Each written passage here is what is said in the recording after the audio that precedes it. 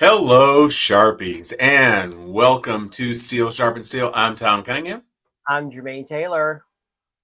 and we are so happy to be here with you. Of course, as we mentioned on last week's episode, Joy is on vacaciones, so she is Yes. not able to be with us this week. Hey, Anthony says, it's the California Kings. Yeah. It's the What's up, California Ant? Kings.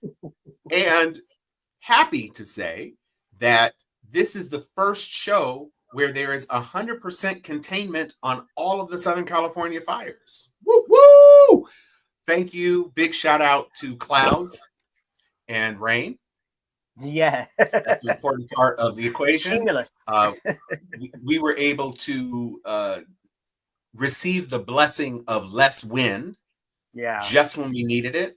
And we were able to receive some ongoing downpours, which really over the at the end of the last week, coming into the weekend, we had some rainfall and that kind of muted things, but it wasn't like a lot of rain. And then this week we've had enough rain that there just simply has not been enough dry fuel for the fires. And so everything is done.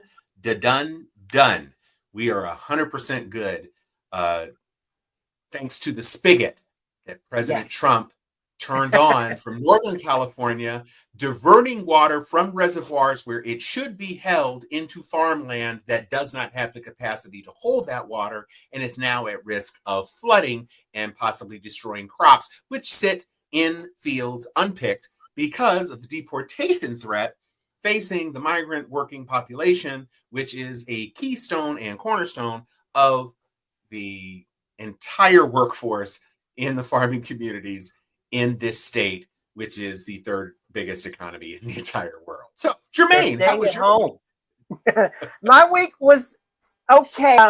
I'm thick into the awards whole regime thing. I'm doing things with different PR offices, making phone calls, and it's so Hollywood is just so petty, but Hollywood is so political. Trust me, people, when I say what you see on TV, it ain't real.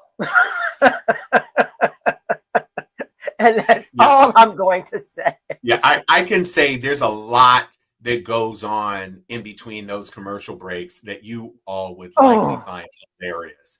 Just people who went up to run to the bathroom. You've got to find a body to replace that body so you don't see two empty seats and da da da da. There's so much that goes on to Nothing manufacturing is these real. I swear to you, nothing is real in this town. That's all I'm going to say.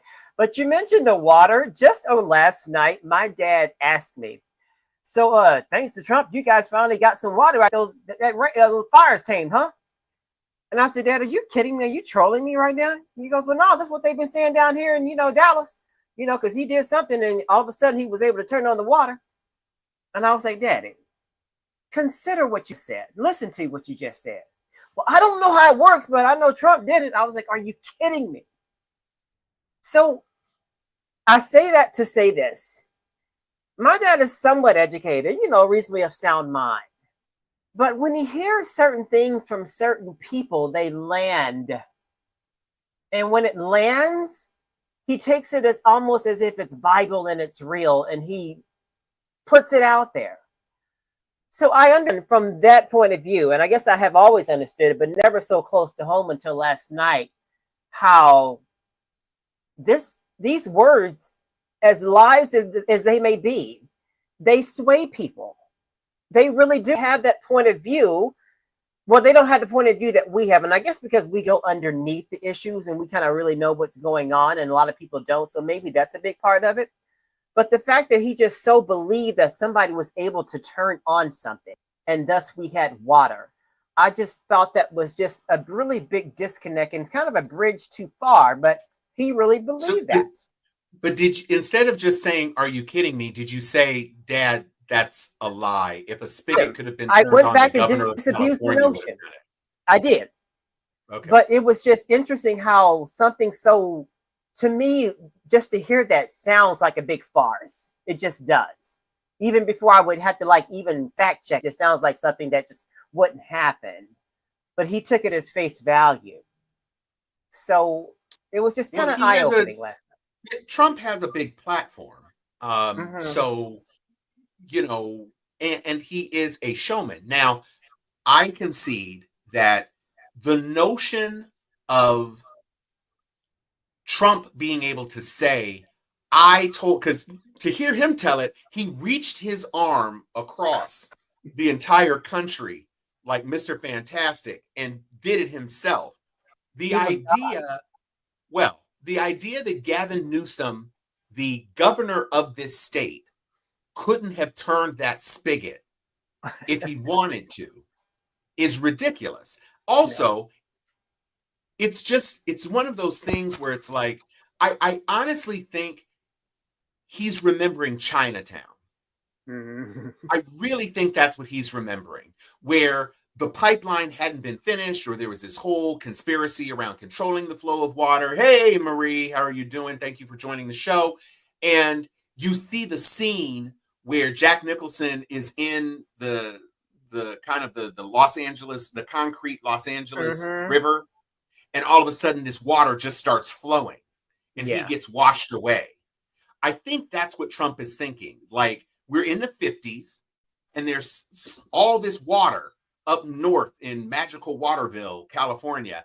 And Gavin Newsom wasn't going to do anything because Gavin Newsom wanted stuff to burn, I guess the logic goes. And all that needed to be done was for this one spigot to turn, and then the water would flow down as if powered by water spirits who would jump and magically get from wherever the water was flowing over past the mountains onto the ocean, near the ocean, where they could put out the fires at Palisades. It's so nonsensical as to believe, hello, Demetra, that folks would even buy into it. But to your point, people who are inclined to be sucked into every other lie that he tells just take anything that he says on face value. They don't evaluate it. It's just, well, he said he's going to deport these people that I don't like. And so when he says this other outlandish, nonsensical thing, I'm just going to stack it on top of the other stuff that I know is provably wrong. But I'm going to roll with it because that's where we are. And that's a big challenge facing our country right now. But as we're getting people coming onto the show, and thank you for joining us for Steel Sharp and Steel, while you're here on YouTube, please take advantage of the opportunity to press the like and subscribe button. Also hit that notification bell so every time we go live, you get a notification, you can come and join us. But we're here every Thursday, and the more people that subscribe, the better it is for the show, and we thank you because it means and so it's much. an easier sale, Tom. I got to tell you, I've been telling a lot of people, and I give them our YouTube channel, and the reception is easier as opposed to saying, follow us on Facebook. Not that Facebook has this huge bad connotation, but it was just harder for them to navigate Facebook as opposed to YouTube. I'm learning that right now because a lot more people, when I tell it, easier. Exactly. So this is a really, really good effort that we're in right now. I'm really enjoying, and I'm hoping that my big mouth increases our audience and our reach because I've been telling just about everybody I knew. Well, while we're talking about people with big mouths and people with platforms, let's address one of the most delightful stories that actually brought me joy, because there's a whole lot of Trump drama. There's going to be a lot of Trump drama for at least the next couple of years until the midterms. So we know that that's going to be an ongoing buffet of BS. But can we talk the Grammys for a moment? I was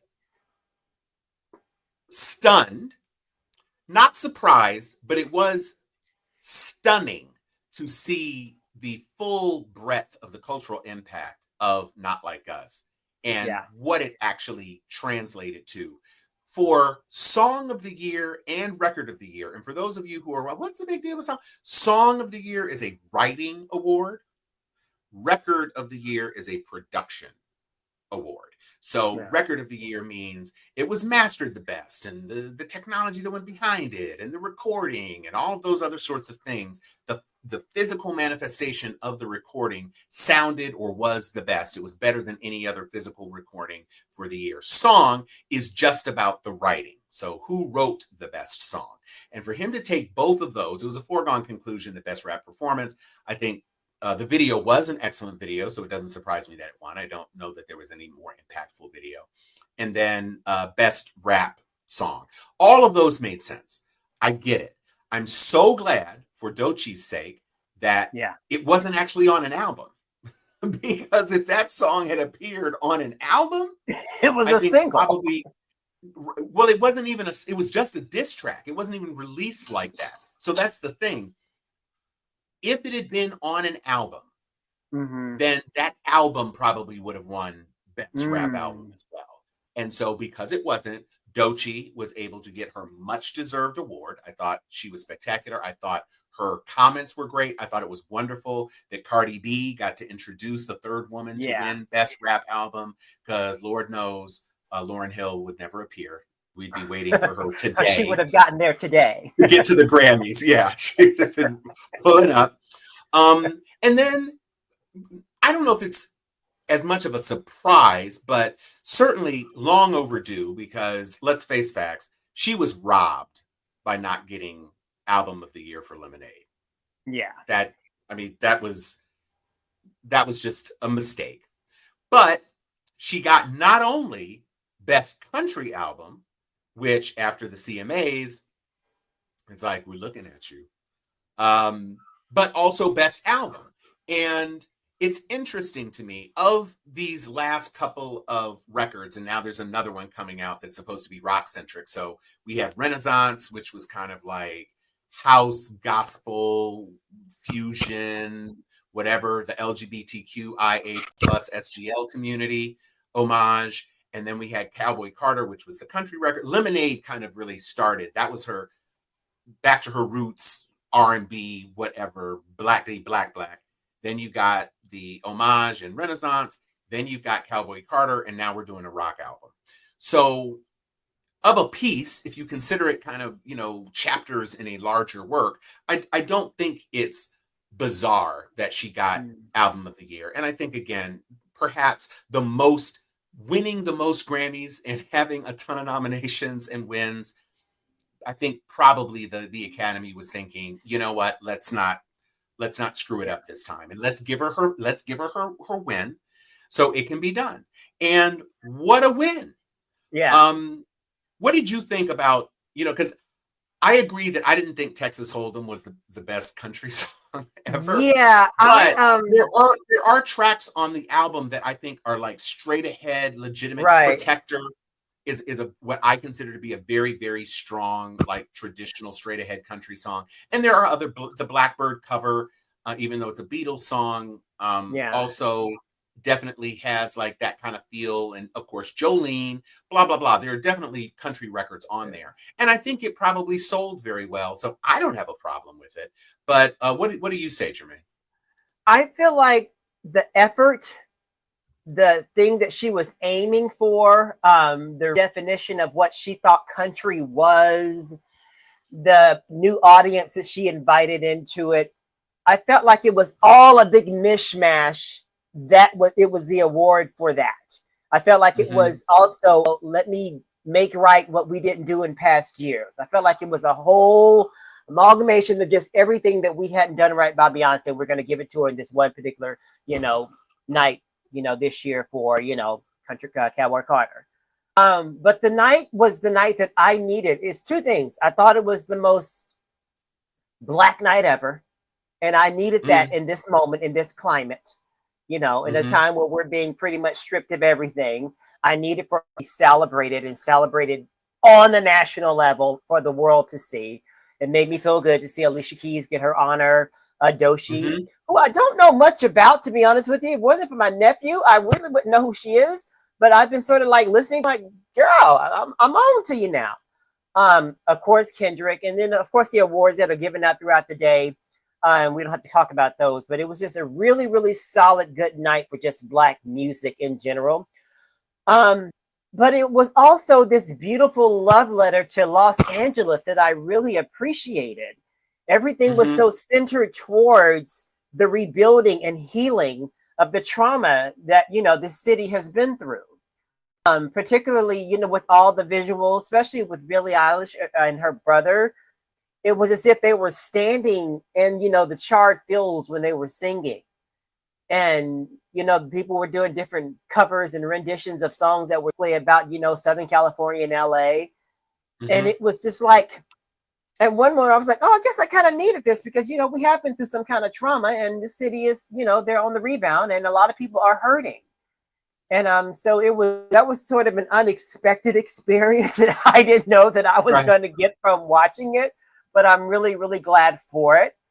And it seemed appropriate, it didn't seem like it was in your face, these lavish, rich people like tossing their wealth and their wards and their nice clothes in front of people that are really, really struggling. It wasn't. Everything was inclusive. Having the firefighters there, just kind of like brought it all around. And you can tell they were just out of their element, just glad to be, rub elbows and shoulders with these people that probably their children know and all that stuff, if not them. So those are my two biggest takeaways. I was, I'm Cowboy Carter with me. It was hit and miss because not everything I vibed with, I would have it on and I would skip through a lot of it. But like I said, it was the overall effort and what she was trying to do that I'm glad that she was recognized for. And she looked beautiful as always. Yeah, of course. She did debut at #1, and it was a very high-selling album. Well, I mean, sales these days are a lot different from streams. I mean, we've kind of basically, even like Taylor Swift, in the era of Michael Jackson and Prince, selling 10 million albums for Thriller or 20 million albums for Thriller or whatever, because people had to physically go buy it, is very different from how people consume music these days. So even Taylor Swift with Tortured Poets Department or whatever that record was, that only sold physical copies and digital downloads. It only sold 2.5 million. Wow. And Cowboy Carter only sold 257 million. I mean, 1,000 records. So in terms of physical purchase sales, the entire business has changed a lot. But it was the first country album, first best country album by a Black woman. Yeah. Even though there are Black artists in the country spaces that are really making an impact in a way that perhaps they haven't since the era of Charlie Pride. And it earned Album of the Year. So all of those things, I think, are spectacular. But getting back to what is clearly the moment, even more so than Beyonce's win, even more so than her surprise face when they announced that she got Album of the Year and she had to walk up there for the second time, that Taylor Swift gave her Best Country Album and all of that. And so that was kind of like a meeting of those two iconic women in the music business. Taylor's on top of the world. Beyonce is the, whatever. Was when Kendrick came up and they played Not Like Us and they had him get to center stage just as A minor was playing on the track, and the entire Grammy audience sang along. And so in the midst of all the controversy, it's not something that we really dived into on the show, but in terms of what it means for Drake to sue UMG, saying that they artificially inflated this, that, and the third. This was the entire music business, bro. And granted, he hasn't submitted for the Grammys. He's downplayed, poo-pooed the Grammys. Oh, they don't mean anything, blah, blah, blah, blah, blah. So he doesn't even submit his music for consideration anymore. But this is, everybody in that room was somebody in the music business or the plus one of somebody in the music business. They all clowned you. Yeah. And in the aftermath of that Grammy win, I don't know if you saw this, but the American Heart Association put out a tweet saying that Not Like Us has a BPM of 101 beats per minute, which is the perfect rhythm for you to do pressure-only CPR. The American Heart Association put out a tweet saying, if you want to save somebody's life, listen to Not Like Us. CPR. What is the back against Drake all of a sudden? I mean, what's the genesis of all this? What did he do? Well, I mean, clearly you were keeping up with the beef. I was. Right? I never knew. Okay. I don't remember how it all started to begin with, to be honest. Well, okay. So we're going back into history. Basically, Drake had a song where he was claiming that Drake and J. Cole and Kendrick were the big three of rap. So it didn't start off as a diss. It started off with Drake aligning himself with J. Cole and Kendrick. Now, J. Cole is a real rapper who writes his own stuff. Kendrick is a rapper who writes his own stuff. And so Kendrick felt away. Jay didn't feel away, but Kendrick felt away. And so Kendrick came back with this song, and one of the lyrics in the song was, F the big three, it's only big me. So he was basically saying, nah, Drake, you're not at my level. And, you know, J. Cole caught a bit of a stray in that by saying, even you, J. Cole, you're not on my level. It's just me. I'm the biggest thing in rap. Which, from a sales perspective, from a popularity perspective, from a respect perspective, perhaps, but not from a sales and popularity perspective. Obviously, Drake was this juggernaut. So then Drake decides he's going to punch back. And like he punched back with Meek Mill and like he tried to punch back against Pusha T, he thought he was going to just like end it. But what he ain't know is that when Kendrick started it, he already had several shotguns loaded and ready to go. And so Drake came out with the song and Kendrick didn't do anything. And then Drake dropped another song. And the song that really kind of kicked things up was Tailor Made Freestyle, because he used some AI voices of Tupac and Snoop dissing Kendrick. So to have Tupac, who is, you know, Kendrick's idol, be used in that way, first of all, it's like, bro, rap your own stuff. Don't do this AI foolishness. So it looked mad corny. And then it really got Kendrick up. So then it was just like this nonstop barrage. And even when Drake was able to put something together with his ghostwriters to try to respond, like literally within 10 minutes, Kendrick had a response out. Okay. And so Drake was caught, and he had, you know, the 616 in Los Angeles and Meet the Grams, which is brutal. I mean, in some ways, Meet the Grams is more brutal than Not Like Us, but Not Like Us is danceable. So that was the thing that everybody started to respond to. And then he shut the door with Not Like Us, and A minor ended. Now, this is something that other people have probably talked about, but if you haven't listened to the entire thing of the beef, the whole A minor and the way he said it was a direct callback to Drake, who was claiming that one of Kendrick's children was not fathered by Kendrick, but in fact was fathered by his production partner, Dave Free. And Drake thought he was being cute, and he did that. And so Kendrick came back with A minor, and A minor turned into just the lyric of the entire thing. So all this subtext, I didn't know anything. So now it's filling in the blanks for me. I get it now.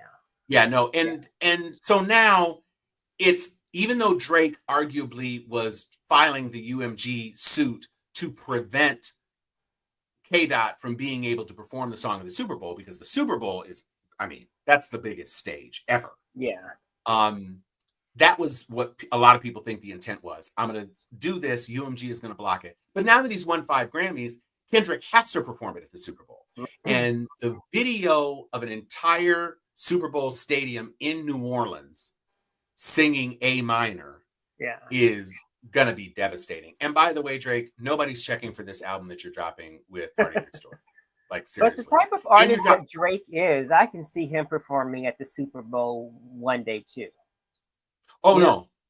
You don't think so? No, it's never happened. No, he's done. He's cooked. It'll never happen, because he's never again going to have that impenetrability and inevitability he had when he was cool. Now he's not cool. when he was doing the songs for the chicks and the chicks liked the music and da da da da da, it was all good. And then he tried to get harder. He was working with some other writers. He wanted to flip his image a little bit. And then he started coming with this, dude, you're from Toronto and you're not from the hard streets of Toronto. Yeah. You were just some mixed kid who ended up being a child star on a TV show in Canada. And then you parlayed it into a wonderful career. And if you had just stayed light-skinned with a Caesar cut, you'd probably be fine. But what you was decided he musically when he was doing that generosity thing, when he was at different stores and giving out money and stuff like that. Remember that whole camp? You remember that?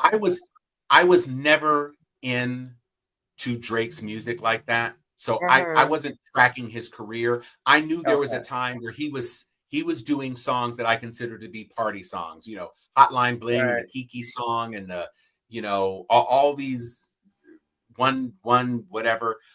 He had all of these things which were easy, fine. They're good, bouncy party songs in the club. No problems, no static. Everybody was happy to have Drake be that dude. Thank you, Marie. A real writer, poet, thinker, and he won ready. He didn't won ready. And so now what we have is we have a scenario where Drake has fallen off, and it's hard to climb back up because you've got now the entire industry is looking at you crazy, and you filed these lawsuits. And guess what? This tour is about to be trash. He might sell some seats in Toronto, but he did kind of like a little preview show, and everybody's saying it was tired, and he just walked around stage, and it was a big stage, and he's trying to be impressive, but it wasn't a show.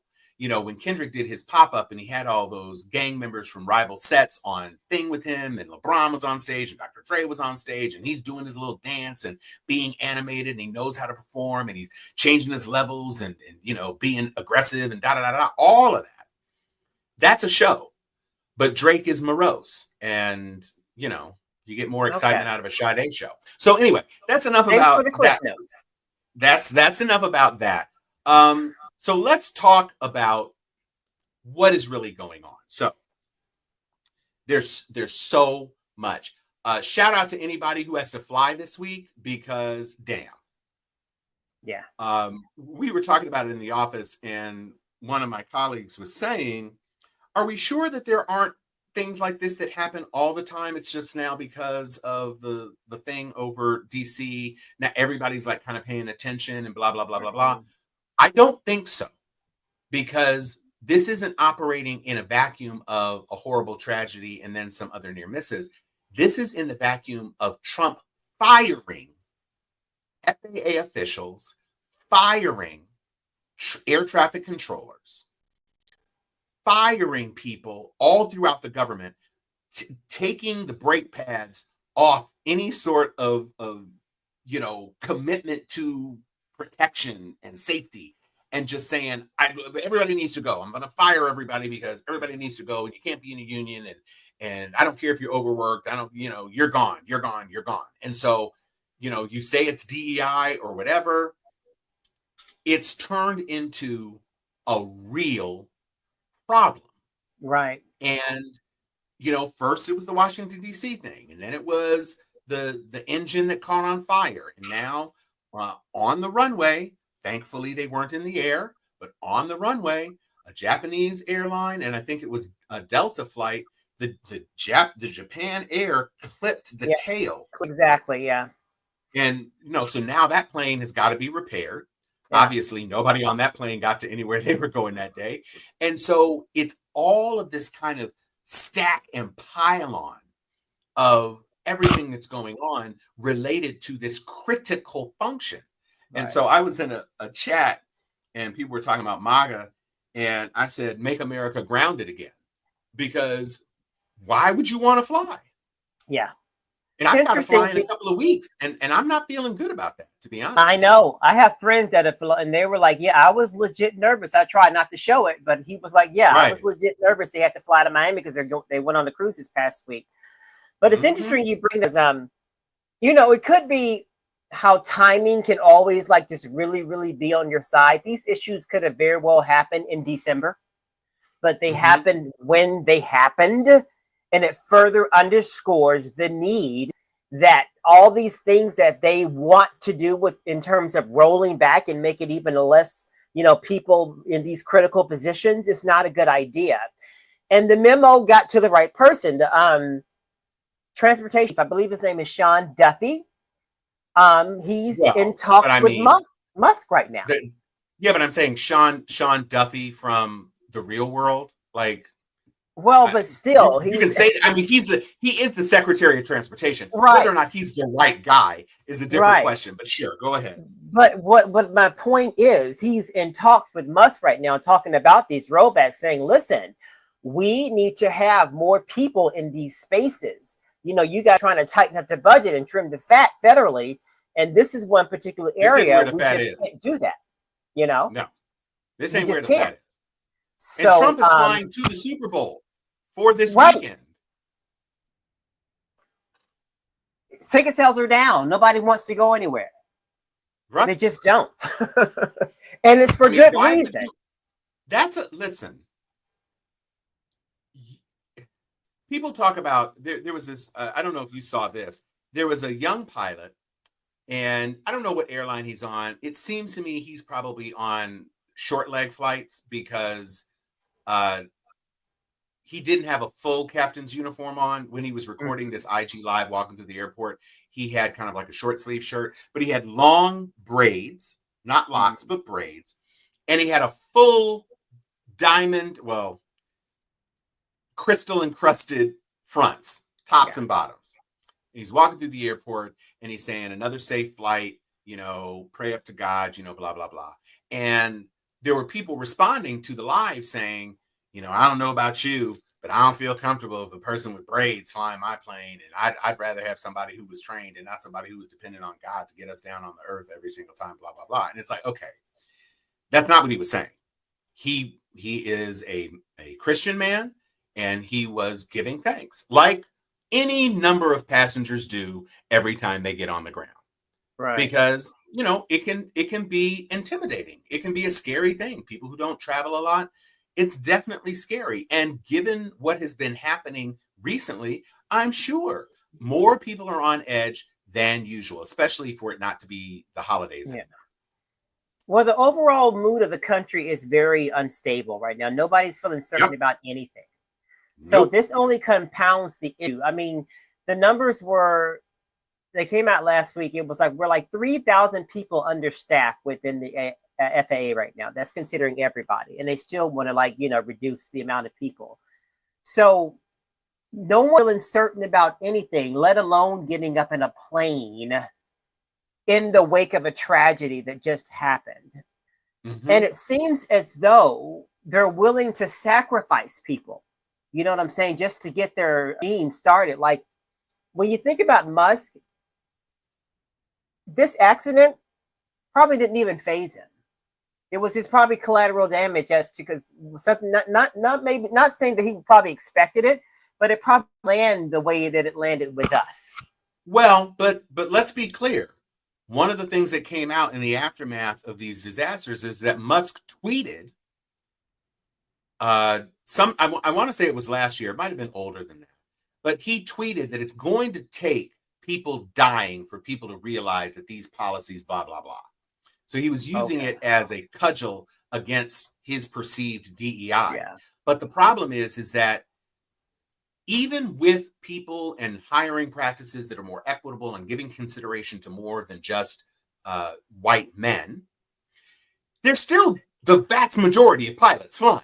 It's not like all of a sudden it's just Compton Airlines throughout the entire industry, and it's just a whole bunch of brothers and sisters flying every single plane, and there aren't any white guys. It's still super majority white guys, right? And so it's not DEI.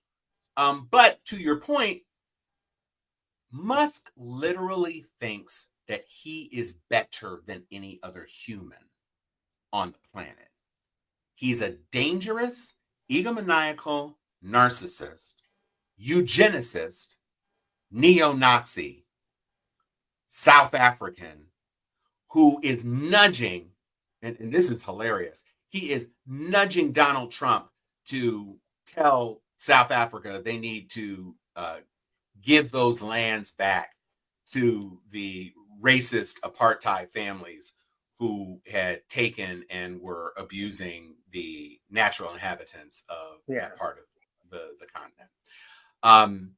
And this is in the midst of every other international scandal that he's embroiled himself in, which I can't even, I mean, there's so much, but we can just start right on this continent. The entire continent of North America has been alienated by Trump. Our physical, literally, our closest physical allies. One country who is between us and our 50th state, literally Canada, borders Alaska and borders us. It is the meaty filling of the American sandwich. And he pissed them off so badly that the governor or premier, I think they're premiers in Canada, the premier of Ontario canceled a $100 million contract with Elon's satellite service. Because he was like, nah, if you're trying to destroy our economy, you don't get this contract. We're tearing it up. And he put these tariffs on. The tariffs didn't even last 24 hours, I don't think. But the uncertainty that it introduced into the marketplace, you had the premier of British Columbia saying, we're not going to be allowing the import of any liquor from red states. So the people who are selling the whiskey and the bourbon and all these other sorts of things, you don't get to export your stuff to British Columbia. So if you know anything about Canada, or maybe you don't, but British Columbia is the West Coast. So that's the California of Canada, if you want to call it that. And then Ontario is the biggest, well, not the biggest province. It's the most populated province and the center of government, basically. Ottawa is in Ontario. And then next to that, you have Quebec, which is another large piece of land, not the largest, but another big piece of land, a big province. And the importance there is that Quebec is the French language province. So that's why Canada, all official governmental business has to be done in French and English because of Quebec and the Quebecois, to keep Quebec a part of Canada. Now, interestingly enough, I almost feel certainly that the secession of Quebec that has been forestalled by, strong integration with Canada would likely rear back if Canada even began to contemplate becoming a part of the United States, which of course is not going to happen. So you have this, he says 25% tariff, and Justin Trudeau comes out very forcefully. Everybody in the Canadian government comes out forcefully. They're booing the singing of the national anthem at sporting events where Canadian teams are a part of those leagues. So basketball, whatever, they're booing. And on the Mexico side, their president was like, yeah, okay. I mean, yeah, we're just not going to trade with you. We're fine. We'll put our own tariffs. Good luck getting guacamole. Good luck getting any fruits and vegetables that you import from us because well, their retaliation was like really far reaching. It included all like the paper goods, plastics, and things like that. And I guess I don't know if Trump just didn't expect them to flex in the way that they did in the face of the tariffs that he was putting on them. But it's interesting how it came around, because the deal that they ended up brokering was the same deal, no doubt, that we way before Trump even took office. So it was as if he caused all this huge destabilization within our markets because our Dow did drop. The markets did reflect it.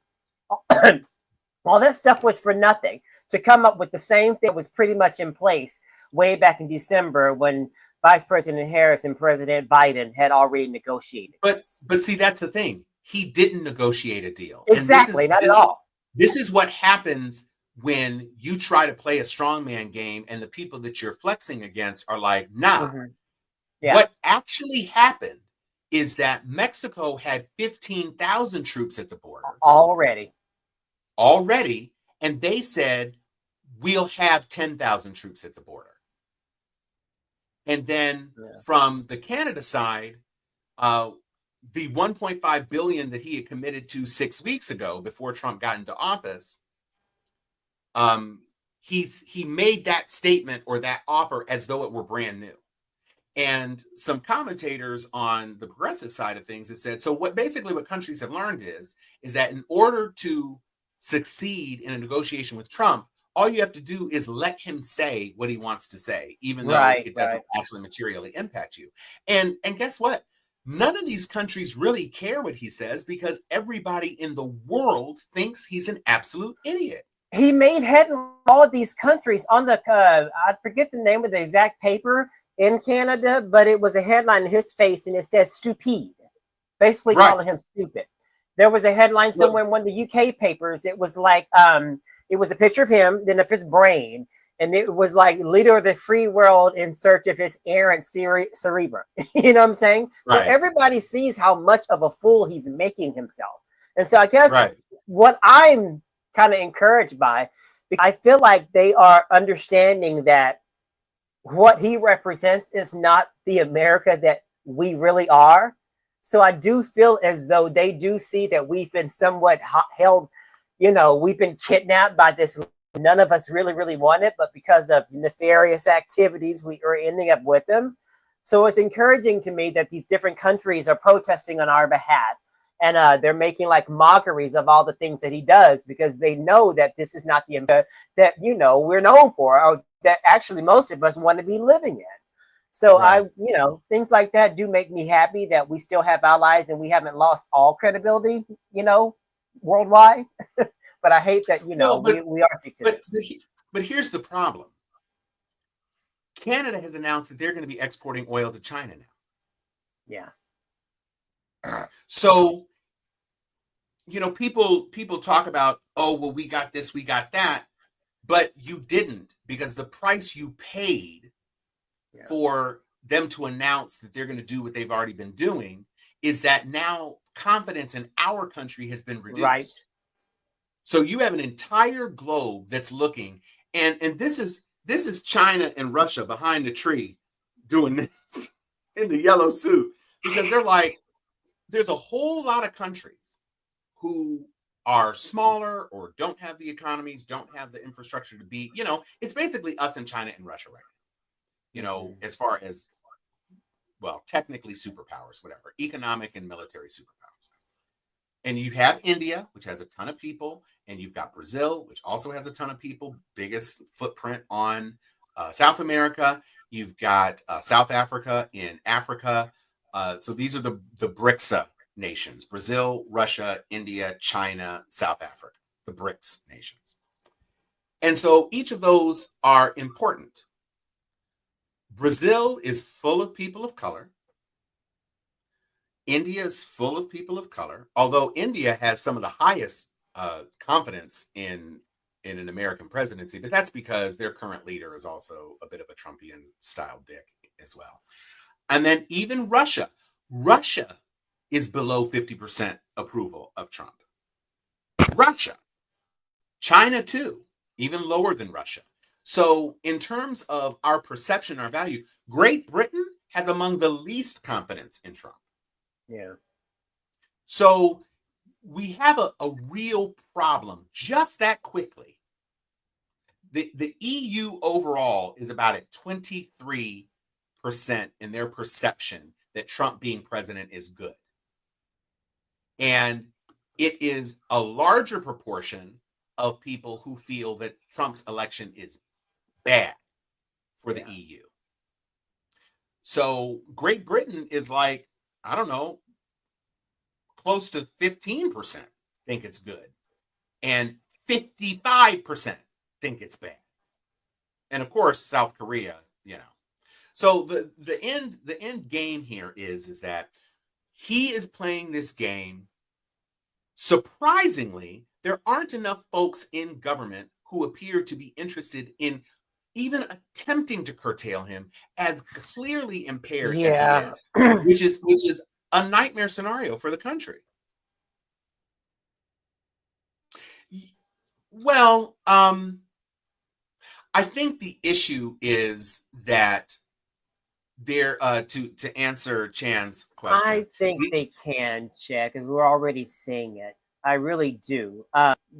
When there was a viral post that went out, I think it was on Instagram, and I think it was in England, and these two citizens in England, they saw people in MAGA hats, and remember that one? And even Yep. when they saw the MAGA hats, they were able to all of a sudden, living over there, they made the connection as to what that represents. So in that little prism in my mind, it lets me know that they do understand that there is a difference of ideology going on in the United States right now. At Well, least that's Great what Britain I has a pretty similar. much inferred from that. I Yeah, don't know if Great anybody Britain else is. did, but it was kind of warm, kind of heartwarming to me that they saw like these are the bad guys in the United States. Oh my God, they're over here visiting.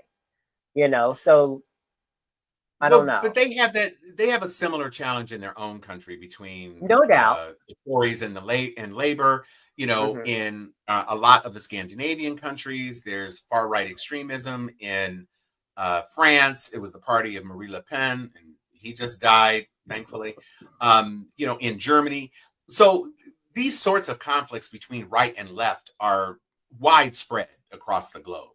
It's just that the United States historically, at least since World War II, let's just say that, not uniformly, but since World War II, considered a leading light in the world because we were big and rich and we had a strong military and we were unafraid to step in and kind of support different things that appeared to be important to the world. We had a Right. leadership position, even if we weren't always loved, there was a leadership position.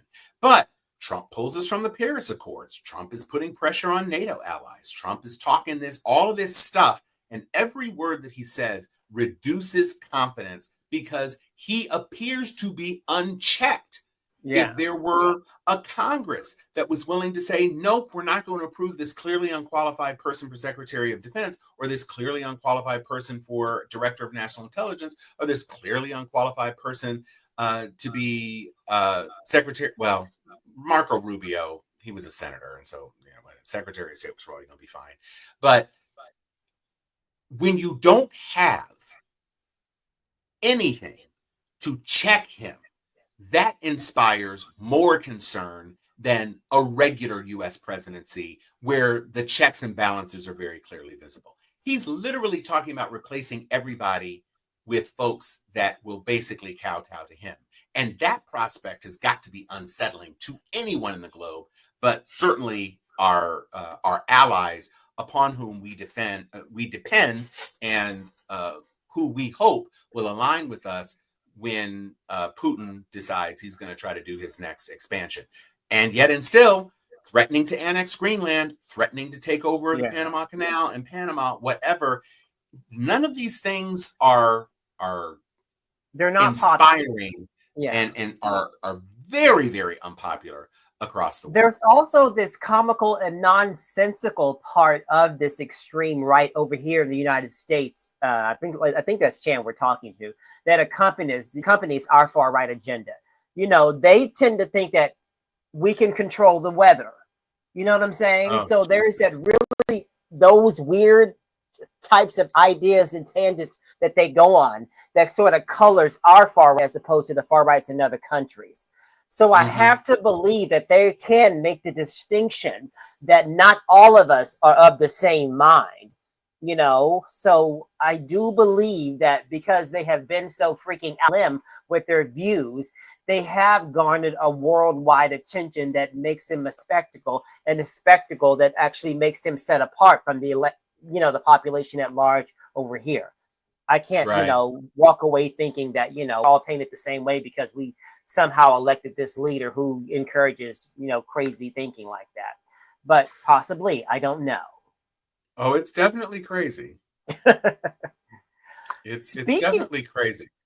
well, you mentioned some of these nominees, and they're all advancing, it seems, Tom. And I'm getting kind of concerned because I really thought that Tulsi Gabbard would have been the one they sacrificed, just to take some of the heat off the other extreme nominees and confirmations that are going forth.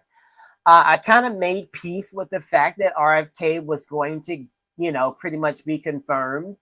But Tulsi Gabbard, for some reason, I just thought that, all with the compromise associations and things like that, I just thought that would just been a no-go for even the staunchest of, conservative. What are you taking from this? Are you thinking it's like, where are you with all this right now? Well, I am concerned, but let's be clear. John Fetterman, freshman senator from Pennsylvania, actually voted to advance her. Yeah. Which is concerning. He's had his own issues toward the end of the 2024 campaign. He appeared to lurch a bit to the right. And his state obviously was a very important state.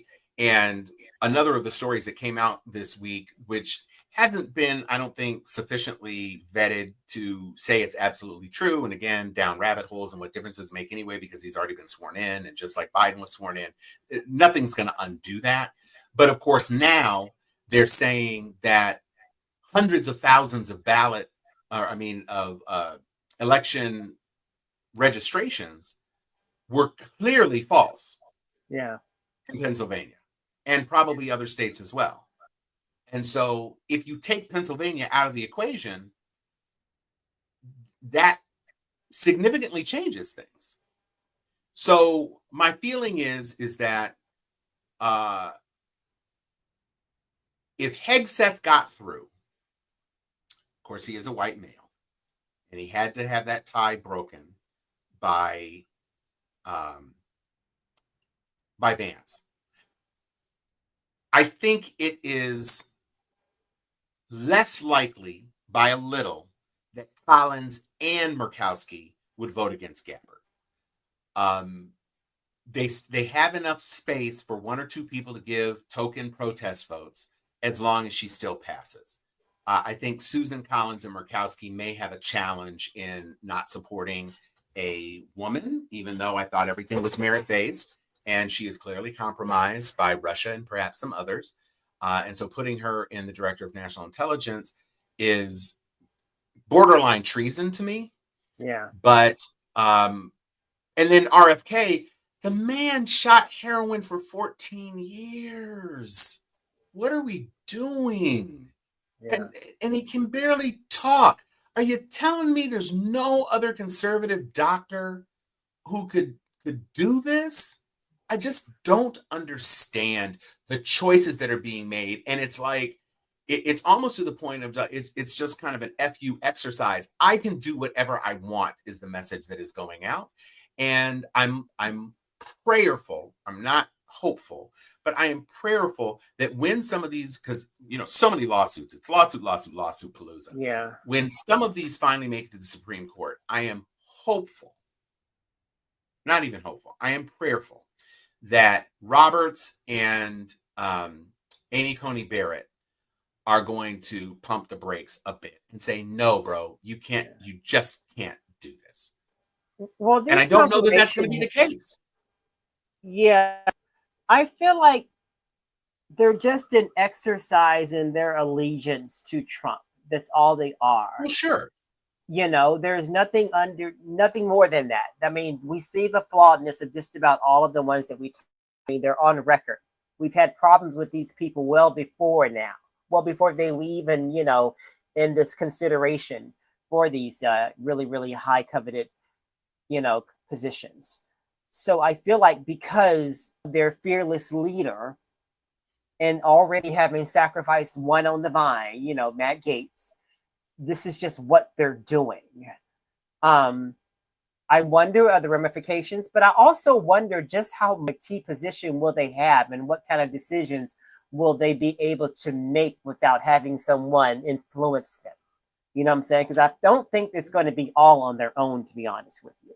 Because it seems like there's a mastermind behind everything. And it's not the decisions aren't coming from the people in the actual position to actually make the decision. That's what it seems like to me. Well, that's because Elon Musk is effectively the president. That's what I'm talking about. So I feel like it's not seems like. Yeah. Some of the most egregious things that have happened have all been under the direction and control of Elon Musk, because Doge is basically, I need to rip the government to shreds and rebuild it in Trump's image. But really, once he gets access to everything, he'll do whatever he wants. And Trump he can tell Trump anything. Yeah.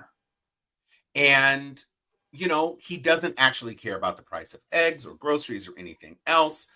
You know, somebody went and stole like a truck full of I saw that. $40,000 worth of eggs, and you know them That's where eggs was we going to are. right. We're in The Handmaid's Tale, where Yeah. you know you've got to go and ration your eggs and everything else. So you know, and the deportation stuff, they are showing pictures of crops, you know, grapes withering on the vine, oranges sitting on trees about to drop and rot, lettuce sitting in fields, strawberries. It's going to get bad. And Trump doesn't care, and Musk don't care because, you know, he lives at the White House. So, you know, he's going to get his food.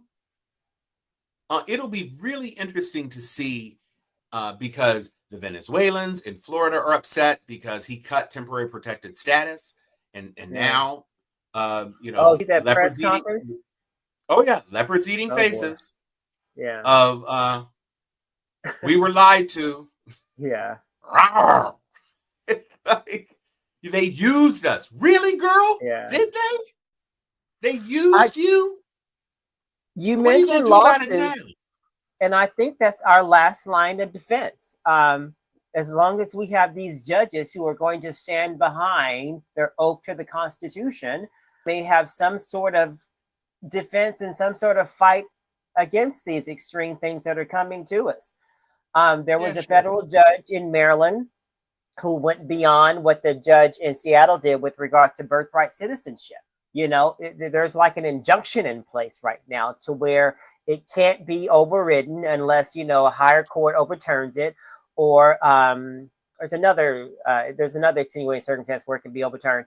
But these judges are pretty much doing what we can't do as a people because we don't have democratic leaders enough in number to, you know, fight against them.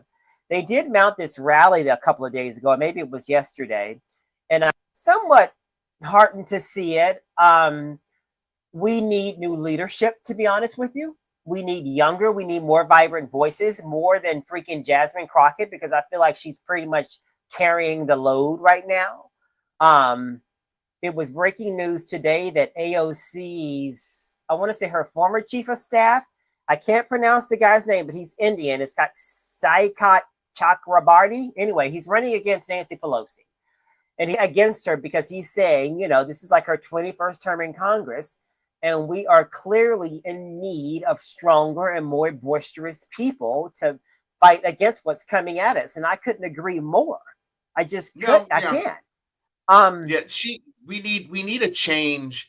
Chuck Schumer, bruh. Did you see him? Down. Oh my God. I need you to sit down, Chuck. I need you to and I don't know who it is, because it's not Cory Booker. It needs to be somebody younger though. Yeah. And it definitely can't be it can't be Chuck. You know who I love? This is the guy out of Florida, Frost out of Florida. Is another firebrand. And you've still got Ayanna Pressley, but Jasmine is so television friendly. She makes moments for herself. And so when she makes moments for herself on the floor, it means all the news shows want to talk to her. So the news shows are amplifying her, and they're kind of putting her in this position. It used to AOC, and AOC was that person for a while. Jasmine has replaced AOC at the top of the young, vibrant, fiery, whatever. She's still doing her thing, but Jasmine is obviously the one that everybody wants to take. It's the way that she communicates, her choice of words, her cadence. You know, it's like she can talk to this. I mean, I feel like, you know, homie on the street can pretty much pick up what she's putting down, because that's how she's talking to people. You know what I'm saying? And so I feel like that's the kind of, not that we need all of, you know, our Democratic leaders to be that way, but we need the ones who are going to be pretty much in front to pretty much have that same tenor and, you know, that their delivery, because nobody is listening to Kumbaya. You know, one of these days we're going to be free messaging. That's just past tense. When you think about the people who are getting headlines on the right, Lord knows why Marjorie Taylor Greene gets anything, because she's a clown. But you've got Marjorie, You've got Cotton. Jim Jordan, for some reason, has been super duper quiet. You've got Mike Johnson. You had Matt Gaetz, but Gaetz is gone, thankfully. I'm trying to think of that idiot Kennedy. Jeez Louise. Oh You've my got God, Tommy the one in Tuberville. Louisiana. Swear to Yes. God. And Tommy Tuberville from Alabama. Yeah. Those guys are easy to match. You should be able to find any number of Swalwell. Yeah. Swalwell needs to step up and work on his media presence more because he's effective. Buttigieg is also super duper capable. Yeah, he is. But because he's not in an elected position right now, although apparently he is going to be running for office, if you get Buttigieg in the House, he's on the floor. Yeah, that would be pretty cool. And he goes into Lion's Den. I mean, he's like, every time you looked up, it was on Fox. No, he's super duper capable. He's really super duper capable. So that's not the problem. The problem is making sure that we have enough people to bring, like to your point, to bring the fight back. Yeah. Because they don't have facts on their side. They just have their ability to regurgitate the lies more and more and more and more and more. That's their thing. They're unafraid to speak those lies, and they don't feel that there are any consequences to those lies. So they're just kicking it. They're chilling. Yeah. And we can't let them chill. Yeah. It's that kind of delivery and that kind of passion that they have in speaking to, us Dems that they give us some kind of hope. They give us something to like sort of aim for, even though we don't have the numbers. It sort of gasses us up, as we say on the streets. And that's what we need from our Democratic leaders right now. We need to feel amped up, even though we don't, have enough to like knock anything down with. We need to believe that we can, so that the pressure stays out there, so that we don't ever feel defeated and hopeless and not do anything. That's the goal. That's the goal for us to like feel like there's just no power left. Right. So as much as I love Maxine, she's long in the tooth now. She's not as fiery as she used to be. So maybe it might be time for her, but that's one of those seats that is just pretty much baked in. Well, and I've had the opportunity to meet, as I've said on another show, I've had the opportunity to meet Representative Waters. Representative Waters said my name as she approached a podium and commented on it. She thanked me for being the MC and thanked me for her kind introduction. She was very pleased that I walked to her table and facilitated her getting up to the podium. She really liked that. So Auntie Maxine is good in my book. But what I will say is that as fiery and as adept at lying as the folks on the right are, we need people who are as fiery and adept at communicating the truth in a way that cannot be confronted with more lies. And so that's an important part of what we need to do as a nation. It's certainly an important part of what we need to do in terms of bringing this fight to the folks. And so that's what I really want to see happen. So, what I'm actually particularly encouraged that I'm seeing right now, the whole myth of DEI being deconstructed in the media. I'm learning, and I'm seeing, I should say, that folks are understanding that how they're trying to portray DEI, because they slap a blackface in front of everything when they want it to be like something bad and not really for the people and not merit-based. But I'm noticing how people are understanding that DEI pretty much help everybody but the straight white Christian man. And I'm seeing how these different diagrams that I'm seeing, and these people like putting out different things, even people even talking about it. The message is getting out there. So the count, them trying to pretty much, wipe DEI off the face of anything, corporate America, or even federal America, federally, implemented. I feel like it's going to be short-lived because there's even companies that are already sort of like low-key bringing it back. Aldi, for one, the grocery chain, ALDI, they've been quietly, I don't know if they've like branding it as DEI. They have been, pretty much in lockstep to what they were doing and just not making a bunch of fuss about it, but it did make headlines. The makeup company ELF that you see in Target and Ulta, ELF, they were like, no, that's our hallmark. That is the reason why we are successful. We are going to pretty much stay where we are and keep our business structure the same, because that is the market that is bringing our profits and keeping us well above, the black. Costco. I was in Costco last Saturday. Tom, let me just tell you, I have never in my life seen that many people in Costco. I'm not kidding you. Never in my life. So I was getting my, because I had to kind of let my membership go because I just wasn't doing any, pretty much bulk buying. I said, well, I'm just going to freaking just have it just in case. And I was like at the counter and she was like, can I ask you why you're doing this right now? And I told her, and she goes, everyone in here has said the same thing. She goes, everyone is leaving. And she didn't say the other place because I guess she didn't want to be in trouble. But she goes, everyone is. She goes, that is like the tone of the, she said, it's so busy. She goes, we don't even have enough people to stay right now because we are doing so much. So I believe that, whereas they might be making gains and you do have corporations that are going to toe the line and follow what they're doing federally, it won't last as long. I don't think. Because I feel like they're going to see in their profits that this is just not going to benefit us. Well, I might be proven wrong, but that's what I'm predicting.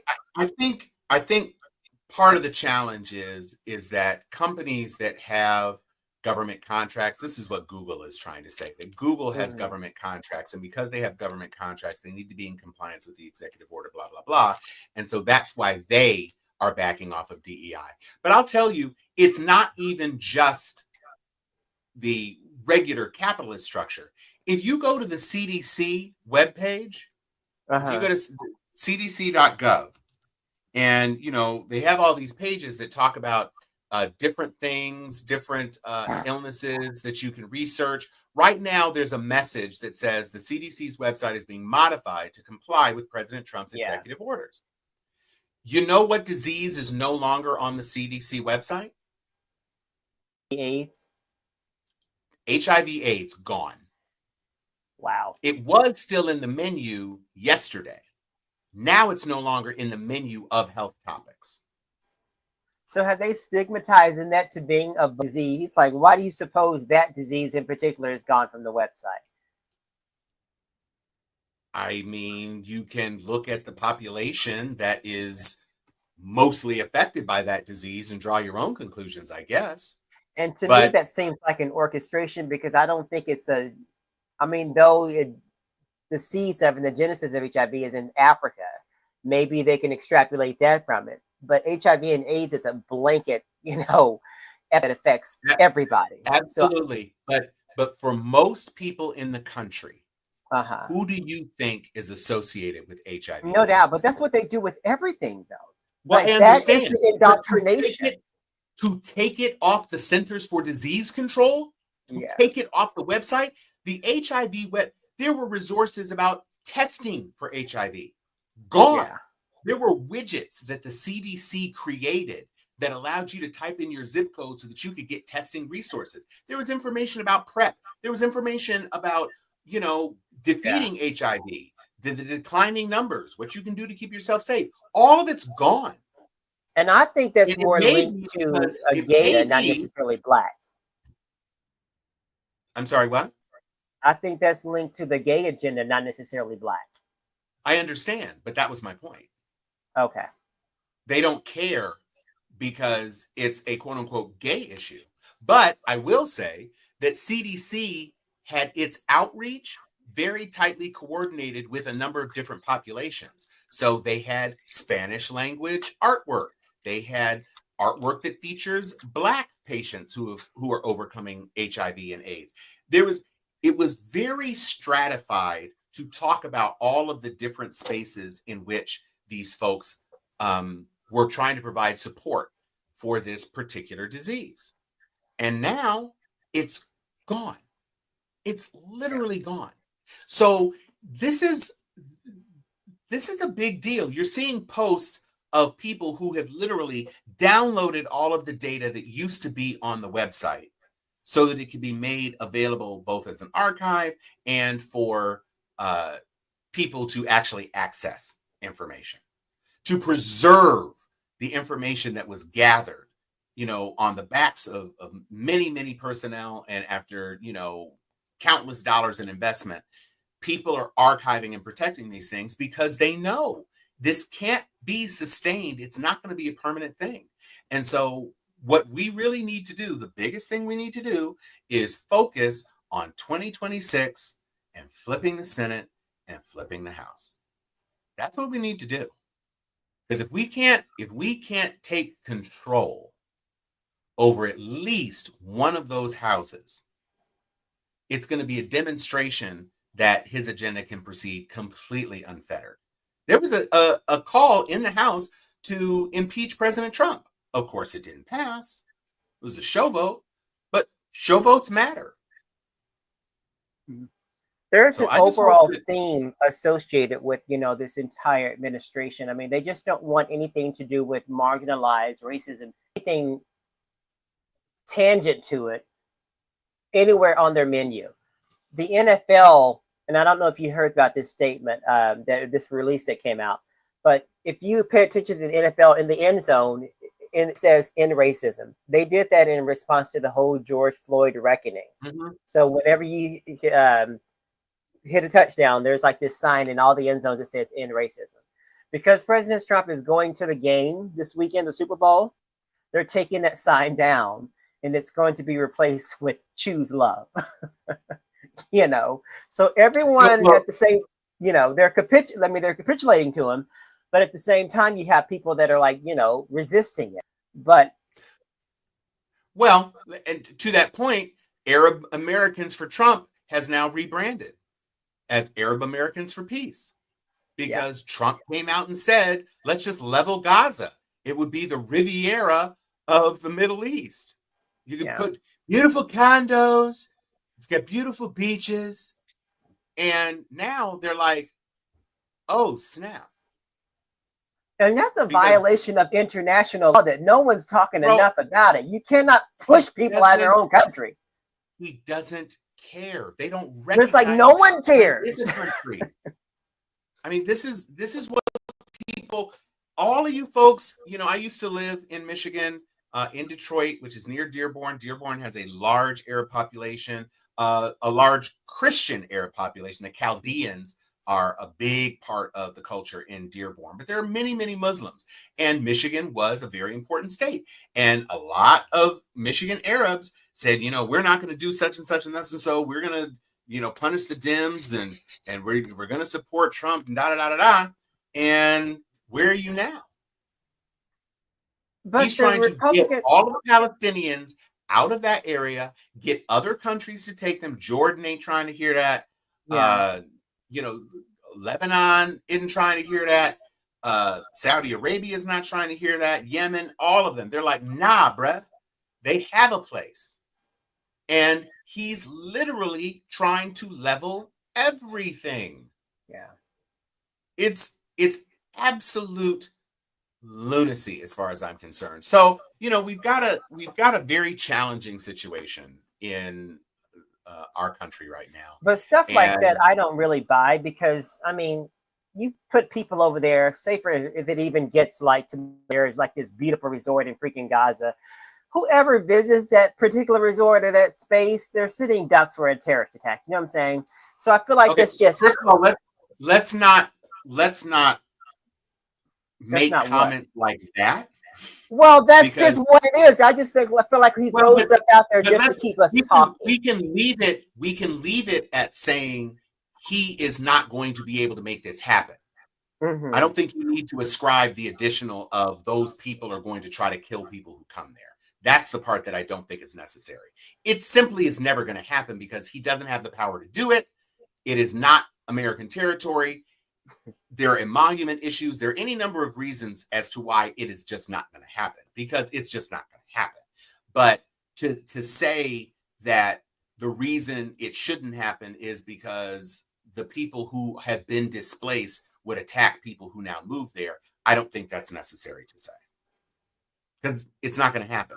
So why ascribe those intentions to a people who have been beaten and destroyed and killed en masse by an occupying force. I just don't think it's necessary to ascribe that to them. What's next? That said, well, we've talked about people who have had their faces eaten by leopards with his betrayal. We've talked about FAA. We've talked about nominations. We've talked about Elon Musk. Any of you, I think one of the things that we didn't really get into, but is a very interesting commentary. Ask any Fox News commentator if they would feel comfortable with George Soros having access to their security number, their social security number, and their bank account number, and all these pieces of private information. Elon Musk owns Twitter. If there's anything that happens on Twitter that Elon Musk doesn't like, just like he can ban you off Twitter, Elon Musk can dox you because he has everything. He doesn't even have to go to the dark web. He doesn't have to go to some database and pull up something. He's got your bank account, your routing information, your social security number, your address. He's got it all, because if you have a social security check, if you receive any sort of Medicare benefit, a VA benefit, a tax return, if you have any of that the government has, Elon Musk now has it. And are you really comfortable with that on the right? That's the question to you. Are you comfortable with a billionaire having access to everything that controls your access to your own money? And that's the question I want to pose to Republicans in particular. I mean, I want to get an honest answer out of them. To that particular question you just posed, I want to hear an honest answer from them. Even their representatives. I want to know, like, what gives? Like, what does it benefit? Like, where is the comfort level in someone who's not an elected? Is he even American, or can I say that? Is he American or no? No, he's not. He's a South African native. Right. So this undocumented, well, I guess he's documented some kind of way. He's documented, but when he came over here first, he wasn't. He admitted in an interview, or his brother admitted in an interview, that they were over here improperly, illegally, undocumented when they first came over. And he has all of our, the most sensitive information. Can compromise just about anyone on this planet. He can do good with some people. He can wipe their freaking slates clean. But, the negative stuff that he can do with it, I mean, I don't know if I can go there, but, Well, sure. Just, I don't see anybody is comfortable with it. Well, but here's a perfect example. When Tesla emerged onto the scene, they were the biggest player in the only electrical vehicle market, right? Toyota had the Prius. Honda has had a couple of different ventures into it, both with hydrogen and with electric. You've had different people, Mercedes-Benz, BMW, everybody, right? But in the purely electrical only market, Tesla was like the one. Now you've got all these other brands, Rivian, da-da-da-da-da. If those companies filed taxes and received any subsidies or benefits, just like Tesla did, 5.9 billion or whatever it was last year in subsidies, if those companies also receive government subsidies, now he knows, and he has all of that information. And if he thinks it's waste to send Rivian government money because that money needs to go to Tesla, maybe Rivian doesn't get a payment. So he has a conflict of interest in this role because he is a beneficiary, one of the biggest, a beneficiary as a private company, one of the biggest beneficiaries of government largesse outside of the military industrial complex, of course. But he gets a lot of money, and his stock is overvalued right now. And he uses the overvaluation of his stock to take loans to help fund, and it's a real robbing Peter to pay Paul situation. And now that he has access to all of this, and he's been charged with reducing waste and all this other sort of stuff, if he can take USAID's money and figure out that it would be better in a new Tesla factory, Right now, supposedly, there's an injunction and it's read only. He can't do any manipulations. He can't do this, that, the third. One of the guys who got access to that information right away, though, had to be fired or resign because of his racist posts on social media. Anti-Indian posts, eugenicist posts. And so he had to be removed, but not before he had access to all that information. And I know you can't fit it on a flash drive, but you think Elon Musk and his little team of engineers didn't figure out a way to pull that stuff and archive it somewhere just for them? Well, as a result, the labor unions, they're sounding the alarm along with different government officials. And with that, they've gotten the attention of the attorney generals in various states, and they're mounting, pressures and lawsuits against him. How much time it's going to buy us, I don't know, because I feel like I can kick the can down the road and say, well, we're not doing it. Then they can have another shell corporation say to do it, and just kick, play, kind of musical chairs with it. Yeah. But I just don't understand the comfort level that the Republicans having with this. It's just as though they're suspending everything that they have potentially stood for up until now, and that part will continue to just confuse me. It just will. Well, but think of it this way. MAGA didn't come out of nowhere. Mm-hmm. The Tea Party was the beginning of the anti-intellectualism of the formerly conservative movement. So you had some ideologues, obviously, back in the Reagan era. But Reagan came out of office. You had Bush 1. You had 8 years of Clinton, da-da-da-da-da. When Bush got in, he was the most ignorant president in a generation. And then we had 9/11, and he rode that wave into a second term. But all the time during those 4 elections in his cycle, where you had midterm elections and the Congress, the House of Representatives had to run every time, you had this increasing pocket of dumb people who said populist things that got them into office, but they didn't have the intellectual acumen to actually do the job. So all the way back then, think of how many years had passed. That was 16 years ago. 16 years ago that you've had all of these cycles, and the Tea Party, which is now morphed into kind of MAGA, those numbers have only been increasing on this rising wave of populism.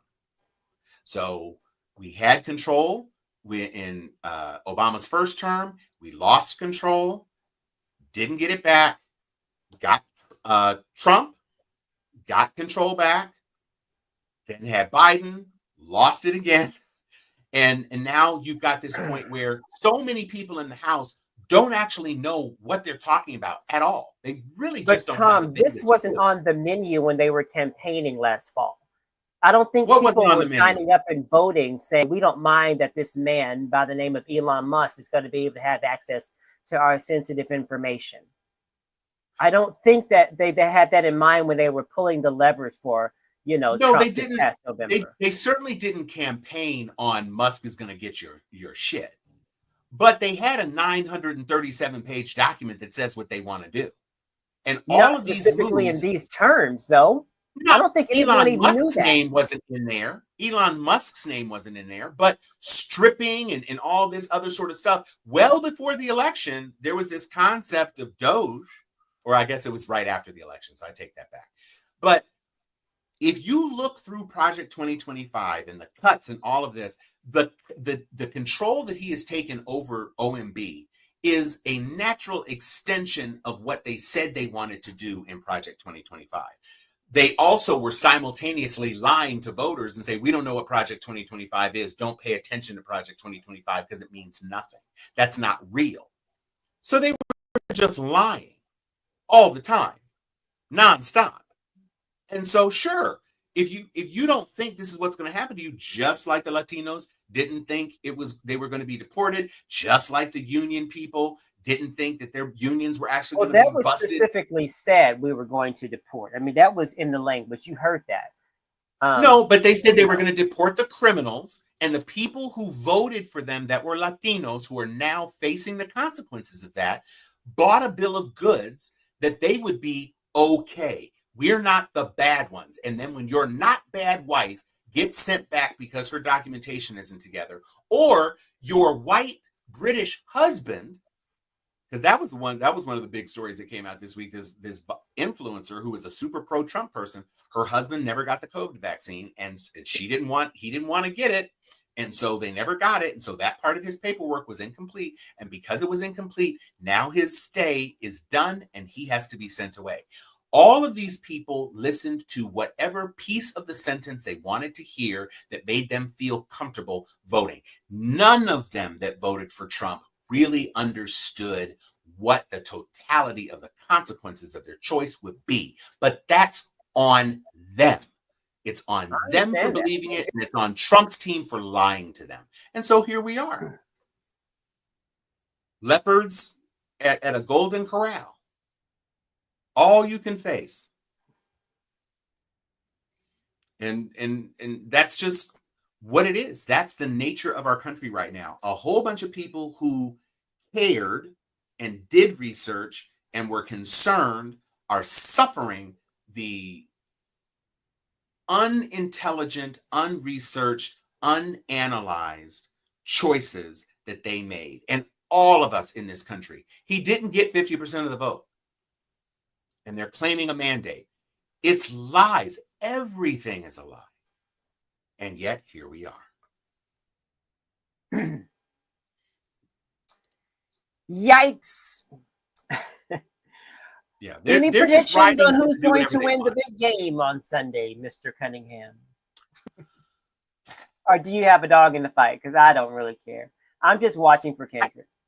I really don't have a dog in the fight. Eagles over Mahomes, I guess. Yeah. Because I would like to see Jalen Hurts win. Yeah, but that's about it. That's what it comes down to for me. Yeah. Also, they used to have a quarterback named Randall Cunningham, so I guess I'm riding with the Eagles. I really don't care. I know some folks that were very, very strong Commanders fans. Some of my frat brothers who were riding for the Commanders, and then when they lost, I mean that dragging, that not like us Kendrick Lamar Drake dragging that they took against the Eagles, which put the Eagles into the Super Bowl. That's cool. I usually make chili for the Super Bowl. Yeah. So we'll see. I don't know. The fires kind of put a dampener on some of the stuff that we thought we would normally do. We normally do like Super Bowl squares as a fundraiser, but because of the fires, we backed off of that. And so, if you like chili, if you like good food prepared by a person who really knows how to prepare good food, hit me a DM. I might bring a chili pot over to your crib and drink some beer and eat some chili and some nachos and wings and have a good time. I'm down for that. I was scared they were going to yank my girl Lettucey. She's doing the Black National Anthem in Louisiana. She's from there. And I thought with all this whole rollbacks of anything that's inclusive, that portion of the pregame show was going to be yanked. But as of now, she's still scheduled and slated to do it. So I'm excited to hear her sing, lift every voice and sing during the pre-show. But I don't even know who sings the national anthem. I wonder if there's going to be a technical difficulty. You know what I'm saying? No wonder. It's like, damn. But, I would not put it past her. She's on the books now, and she's, Yeah, Lettucey is a phenomenal. I love that girl. Talent. I love her. I love her. Phenomenal talent. And speaking of phenomenal talents, this is a good way to end the show because we're at like just almost exactly at an hour 30. Google Janelle Monáe, Nelly diss. Oh yeah, it is hilarious. So Nelly was at a show. Janelle Monáe is performing. Nelly's in the audience, and basically, Janelle says words to the effect of, "I used to like Nelly, but you're a sellout. And so F you, and I'm never listening to you again," and blah, blah, blah. And Nelly's in the audience, and he's like, And then finally, he was like, okay, well, that's you, say what you want, blah, blah, blah. I did me. But at the same time, wow. Yeah. Just Google it. It's hilarious. It's actually hilarious. And so with that, shout out to your Super Bowl pick. I hope the person that you want to win wins, as long as it's not Patrick Mahomes. Do you think Travis Kelce is going to propose to Taylor Swift? Oh If they boy, win? I don't know. I wouldn't put it past them, but I mean, I doubt it. I just feel like it's just something out there, PR orchestrated to get more eyes on the game, for the Well, most part. I think a lot of people, well, not a lot of people, it has been said that Travis and Taylor, TT, and K Dot are more important than the game. Nobody really, I mean, people, obviously it's the Super Bowl. People care. There's going to be lots of commercials, blah, blah, blah. But for my part, it'll be interesting to see whether or not some of these brands that are putting out commercials are going to be putting out commercials that are emblematic of trying to create a message of unity, trying to make their products accessible to everybody in America, as opposed to some of the grandiose kind. I mean, obviously we're going to see some crazy stuff from Doritos or, various car manufacturers. They're going to spend a whole ton of money on that. But I wonder if there are going to be some softened messages, especially from brands like Target, who are catching some hell for rolling back some of their initiatives in the way that they have. Because if they can even afford to buy a freaking commercial, because they're losing profits right now. So okay, summer cutie, and again, some of our folks who are watching us on YouTube aren't using names that we are familiar with. But I know exactly who this is. Oh, they want the chili at apartment 103. I do know who that is now. We'll see apartment 103, maybe, just maybe. So with that, I will say that I'm Tom Cunningham. I'm Jermaine Taylor. And this is Steel Sharpens Steel. Thank you. We'll see you next week. And bye, guys. If anybody is interested in joining us on the show, because we think that Joy is going to be out next week. She may be traveling back. So if you're interested in being a part of the show, please let us know. Hit us up on our DMs. You can hit us through Messenger. Ho-to-boo, we need to see you. We know who you are. I mean, Chan ain't coming on the show. Chan ain't never come on the show.